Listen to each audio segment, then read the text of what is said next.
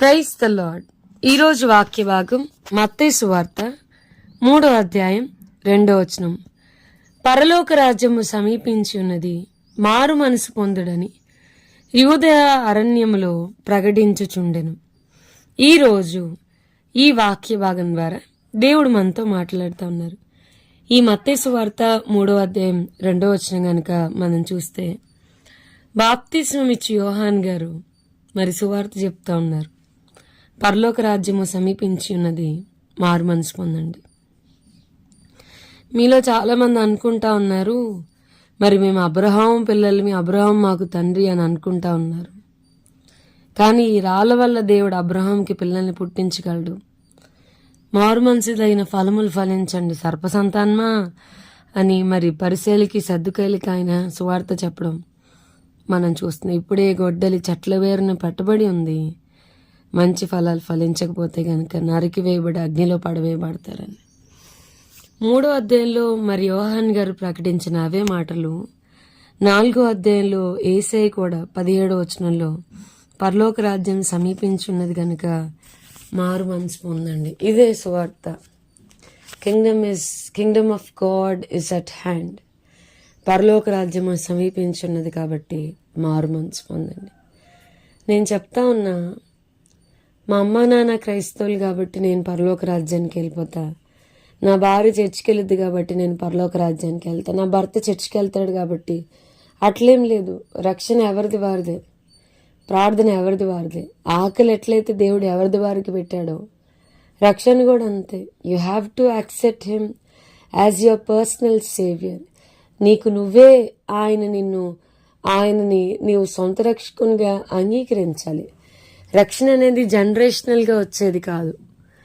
మరి రక్షణ అనేది ఉచితమే. ప్రభు శిలువలో ఆయన మన పాపముల కొరకు వెల చెల్లించి చేసి ముగించేశాడు. He has finished everything. శిలువలో మన కొరకు సమస్తాన్ని చేస్తాడు. రక్షణ ఉచితమే. ప్రభువును సొంత రక్షణ అంగీకరించి మన హృదయాన్ని ప్రభుకి ఇవ్వడం అనేది చాలా ఉచితమే. తన కృపాతిశయం చేతనే ప్రభు మనల్ని రక్షించుకుంటూ వచ్చాడు. పరలోక రాజ్యము సమీపించున్నది, మారు మనసు పొందాలి. దేవుని రాకడ అతి సమీపంగా ఉంది. ఎప్పుడైనా ప్రభు వస్తాడు. మరి మనము మన జీవితము ఈ లోకంలో మన దినములు కొద్దిమైనవని నిజంగా భక్తులు ఎంత చక్కగా ప్రార్థన చేశారు. మోషే గారు అంటారు, అయ్యా మా దినముల అంతం ఎట్లుండినది మాకు తెలుపు, మా ఆయుష్ ఎంత కొద్దిది మాకు తెలియచేయమని అడుగుతూ వచ్చాడు. ఎంతో ప్రార్థన పరుడైనప్పటికి కూడా కాలం సమయం నాదే అని బ్రతికే దినాల్లో మనం లేం. వాక్యం చెప్తుంది, మీరు అజ్ఞానుల వలె కాక జ్ఞానుల వలె సమయాన్ని సద్వినియోగం చేసుకోండి. Utilise your time. నేను చెప్తా ఉన్నాను, నేను ప్రార్థన చేసుకుంటున్నా, ప్రభువా కనీసం దినం నాకు ఒకరికన్నా సువార్త ప్రకటించడానికి నన్ను వాడుకో. ఈరోజు నువ్వు చెప్పగలవు, ఇదిగో నేనున్నానయ్యా నన్ను వాడుకో, ఇదిగో నేనున్నానయ్యా నీ హృదయ భారాన్ని పంచుకుంటాను, నన్ను ప్రార్థనాత్మ చేత నింపు. నీ దగ్గరికి వచ్చి నా సమస్యలు, నా పరిస్థితులు, నాకు నచ్చిన ప్రార్థన కాదు ప్రభువా, నీ ఎదుటికి వచ్చి అయ్యా దేనికోసం చేయమంటావు, నీ హృదయాన్ని బర్దలు చేసే అంశాలు ఏంటో నాతో చెప్పి, ఇదిగో నేనున్నాను. భక్తులు చాలామంది ఇదిగో నేనున్నానయ్యా అని దేవుని చేతికి వారిని వారు అప్పగించుకున్నారు. మనల్ని మనం అప్పగించుకోవాలి. ఇదిగో నేనున్నాను, నన్ను వాడుకోయ్యా. రోజుకొక్కరికన్నా, వారానికి ఒక్కరికైనా నశించిపోతున్న వారికి సువార్తను చెప్పడానికి నన్ను వాడుకో. అనేక మంది కొరకు ప్రార్థన చేయడానికి, కన్నీరు కార్చడానికి నన్ను వాడుకో. బాప్తిస్మిచ్చి యోహాన్ని వాడుకున్నట్లుగా నన్ను వాడుకోమని మనం కూడా ప్రార్థన అసలు ఏమాత్రం భయపడకుండా, జంకకుండా సువార్తను చెప్తున్నాడు. పరలోక రాజ్యం సమీపించి ఉంది. మనం చాలా చివరి దినాల్లో ఉన్నాం. మారు మనసు పొందాలి. మారు మనసుకు తగిన ఫలములు ఫలించాలి. నేను చెప్తున్నా, క్రైస్తవుడి యొక్క నోటి మాటకి బ్రతుక్కి డిఫరెన్స్ ఉండకూడదు. మాట అదే, బోధ అదే, బ్రతుకు కూడా అదే అయి ఉండాలి.